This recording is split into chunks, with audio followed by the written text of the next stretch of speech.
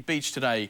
Hundreds of bikers from all over the country battled sand and wind, just like the man who rode the world's fastest Indian. Mark Price reports.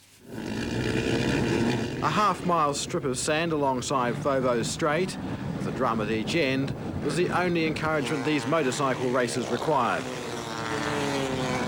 Dirt bikes with big knobbly tyres were most at home in the sand, but it was the veterans, including a few Indian motorcycles, that gave the event the authentic Burt Monro flavour. Never had a screwdriver with us, otherwise we'd be in there. So that's about it. Burt Monro used Oreti Beach to develop his 1920 Indian motorcycle to the point where it became the world's fastest Indian. And after his death in 1978, he became the star of a movie about his life. How you feel about doing 200 miles an hour down Oreti Beach on that? I'd give it a go, mate. You would? Yeah, bloody oath. Burt's bike didn't run today because of the gale-force winds blowing across the beach that encouraged motorcycle enthusiasts in the crowd to keep their bike gear on. Stop the wind blowing around, mate, and getting the sand in the eyes. Oh, it's so windy. Oh, you won't get a tan anyway. Not today.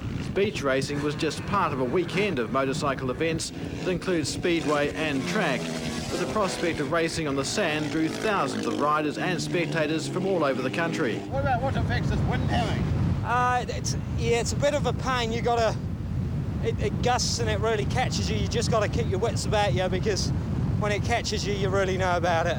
Some spectators stuck it out to the end, but even Burt would surely have spent a day like this tinkering in his shed. Well, this is what the south is like, you know, you got to be pretty tough to live down here. The bike racers moved off the sand onto the bitumen of Teretonga Park this afternoon, although most took samples of Oreti Beach with them. Mark Price, 3 News.